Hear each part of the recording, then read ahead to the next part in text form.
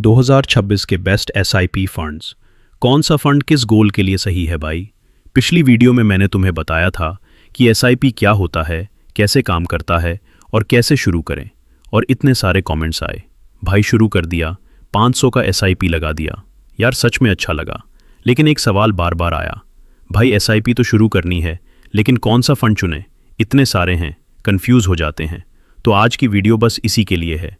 2026 के best SIP funds, कौन सा फंड किस गोल के लिए सही है, और एक कंपैरिजन भी। कोई जटिल भाषा नहीं, बिल्कुल वैसे समझाऊंगा जैसे अपने यार को चाय पीते पीते बताते हैं। तो पहले एक ज़रूरी सवाल खुद से पूछो, मैं ये पैसा किस लिए लगा रहा हूँ? क्योंकि जो फंड तुम्हारे दोस्त के लिए परफेक्ट है वो ज़रूरी नहीं तुम्हारे लिए भी हो। फंड चुनने से पहले गोल क्लियर होना ज़रूरी है। 3 तरह के गोल होते हैं। पहला, शॉर्ट टर्म, 1 से 3 साल, जैसे कोई ट्रिप प्लान है, बाइक लेनी है, कोई बड़ा खर्चा आने वाला है। दूसरा, मीडियम टर्म, 3 से 7 साल, जैसे घर की डाउन पेमेंट, शादी, बच्चे की पढ़ाई। तीसरा, लॉन्ग टर्म, 7 साल से ज़्यादा, जैसे रिटायरमेंट, बड़ा कॉर्पस बनाना, फाइनेंशियल फ्रीडम। गोल क्लियर हो गया तो अब फंड देखते हैं। शॉर्ट टर्म गोल के लिए ज़्यादा रिस्क मत लो। इसके लिए बेस्ट ऑप्शन है लिक्विड फंड्स या डेट फंड्स, जैसे HDFC लिक्विड फंड। इनमें रिटर्न ज़्यादा नहीं होता, 5 से 7% के आसपास, लेकिन पैसा सेफ रहता है और जब चाहो निकाल सकते हो। FD से थोड़ा बेहतर और टेंशन कम। मीडियम टर्म गोल के लिए थोड़ा रिस्क ले सकते हो।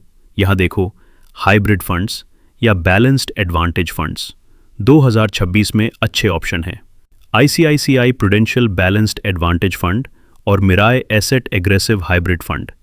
ये फंड्स इक्विटी और डेट दोनों में बैलेंस बनाकर चलते हैं। मार्केट गिरे तो ज़्यादा नुकसान नहीं, मार्केट बढ़े तो अच्छा फायदा, एकदम बीच का रास्ता। लॉन्ग टर्म गोल के लिए यहाँ असली खेल होता है। यहाँ इक्विटी फंड्स आते हैं। 3 कैटेगरी याद रखो। पहली, इंडेक्स फंड्स। अगर तुम बिल्कुल नए हो और कम झंझट चाहते हो तो ये सबसे बेस्ट है। UTI निफ्टी 50 इंडेक्स फंड या निप्पॉन इंडिया इंडेक्स फंड। इनका एक्सपेंस रेशियो बहुत कम होता है, मतलब फंड मैनेजर की फीस कम जाती है और ज़्यादा पैसा तुम्हारे पास रहता है। दूसरी, लार्ज कैप फंड्स। थोड़ा ज़्यादा रिटर्न चाहिए।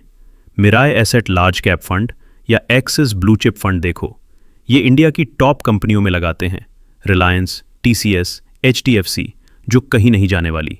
तीसरी, फ्लेक्सी कैप या मिड कैप फंड्स। अगर थोड़ा ज़्यादा रिटर्न चाहिए और 10 साल से ज़्यादा का टाइम है हाथ में, तो पराग पिरक फ्लेक्सी कैप फंड और Nippon India small cap fund बेहतरीन ऑप्शन है। हाँ, उतार चढ़ाव ज़्यादा होगा, लेकिन लॉन्ग रन में ये ज़्यादा कमाते हैं। अब 1 मिनट में पूरा कंपैरिजन। 1 से 3 साल के गोल के लिए लिक्विड डेट फंड, जैसे HDFC लिक्विड फंड, 5 से 7% रिटर्न। 3 से 7 साल के गोल के लिए हाइब्रिड फंड, जैसे ICICI बैलेंस्ड एडवांटेज, 9 से 11% रिटर्न। 7 साल से ज़्यादा सेफ गोल के लिए इंडेक्स फंड, जैसे UTI निफ्टी 50, 11 से 13% रिटर्न। 7 साल से ज़्यादा ग्रोथ गोल के लिए फ्लेक्सी कैप या मिड कैप, जैसे पराग परीक फ्लेक्सी कैप, 13 से 16% रिटर्न। एक बात और साफ कर दूं, ये रिटर्न गारंटीड नहीं है, ये हिस्टोरिकल एवरेज है। मार्केट ऊपर नीचे होता है, लेकिन लंबे समय में ये नंबर्स कंसिस्टेंटली डिलीवर करते हैं। अब एक गलती जो बहुत लोग करते हैं, हर महीने फंड बदल देते हैं। आज ये फंड टॉप पर है, कल वो, और लोग भागते रहते हैं एक से दूसरे में। ये मत करो। ये ऐसा है जैसे खाना बनाते वक्त हर 2 मिनट में ढक्कन उठाते रहो, खाना कभी नहीं पकेगा। एक बार गोल देखो, उस हिसाब से फंड चुनो और फिर चलने दो कम से कम 3 से 5 साल। तो आज का एक काम करो, अपना गोल लिखो एक कागज़ पर, बस एक लाइन, मुझे 5 साल में घर की डाउन पेमेंट के लिए 10 लाख चाहिए, या मुझे 20 साल में रिटायरमेंट के लिए 2 करोड़ चाहिए।